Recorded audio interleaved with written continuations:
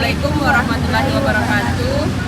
Berdirinya kami di sini ingin memenuhi tugas mata kuliah retorika yang diampu oleh Ibu Dr. Susuma SPD MPD. Kenalkan, nama saya Rita Salsabila dengan NIM A1112530-195. Kenalkan, nama saya Akun Ramadhani dengan NIM A112530165. Saya Nurul Hijrah dengan NIM A112530167. Saya Elsya dengan NIM A112530168.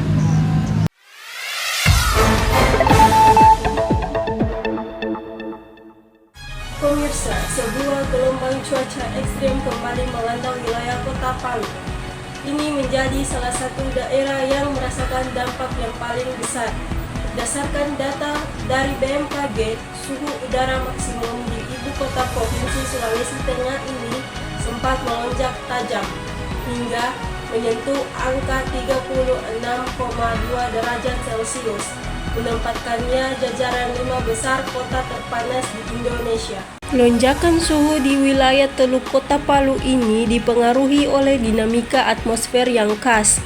Kurangnya pembentukan awan di atas langit Sulawesi Tengah menyebabkan radiasi sinar matahari langsung ke permukaan bumi tanpa adanya penghalang.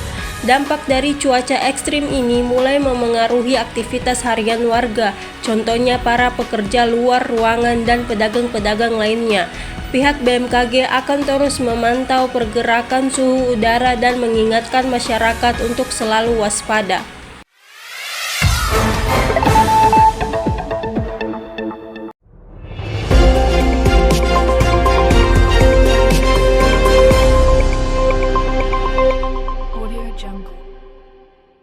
Sore pemirsa, bersama saya Nurul Hijrah. Kali ini saya akan mengajak Anda mengenal salah satu ikon kebanggaan Kota Palu. Sebuah masjid megah dengan desain modern yang bukan hanya indah dipandang, tetapi juga menenangkan hati. Inilah Masjid Raya Baitul Khairat Kota Palu. Masjid Raya Baitul Khairat adalah ikon kebanggaan masyarakat Kota Palu. Bangunannya megah dengan arsitektur modern yang memadukan nuansa Islami. Terlihat elegan dari kubah, menara, hingga ornamen dindingnya. Halamannya luas, bersih, dan tertata rapi. Lokasi yang strategis membuat masjid ini mudah dijangkau dan selalu ramai saat sholat berjamaah. Selain untuk ibadah, area masjid juga jadi tempat masyarakat berkumpul dan beristirahat dengan nyaman. Saat malam tiba, pencahayaan lampu membuat masjid tampak semakin megah dan estetik. Cahaya yang menyinari kubah dan jam besar di bagian depan menjadi spot favorit pengunjung untuk berfoto.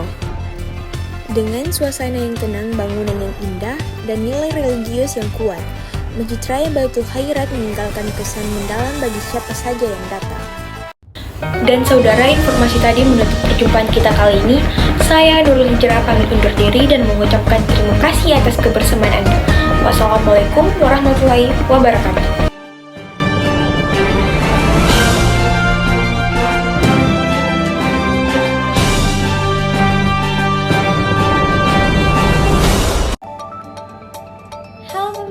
Selamat datang di Breaking News bersama saya, Anggun, yang akan menemani Anda dengan informasi menarik tentang Gempa Palu 2018.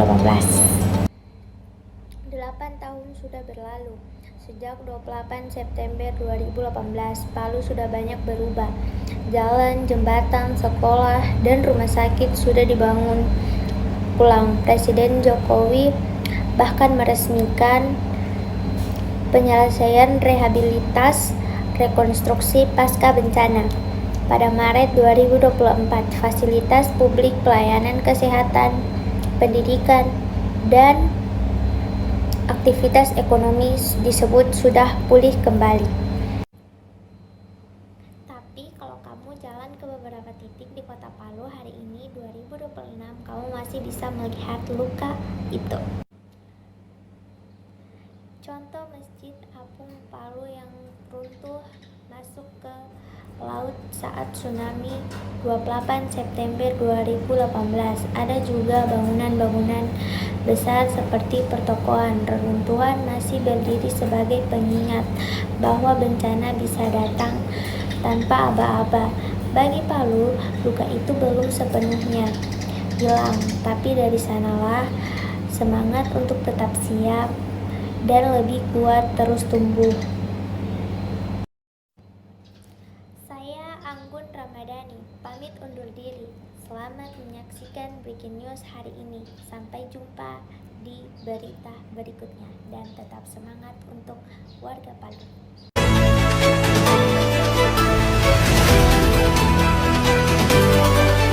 Selamat pagi pemirsa, seputar info kembali lagi hadir di sela-sela aktivitas Anda.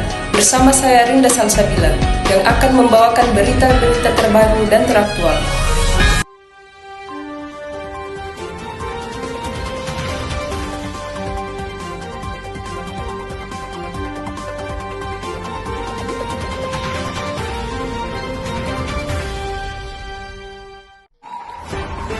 Pemirsa, Pantai Talise terbentang tenang di tepi Teluk Palu, menyimpan keindahan yang sederhana namun memikat siapa saja yang menginjakan kaki di sana.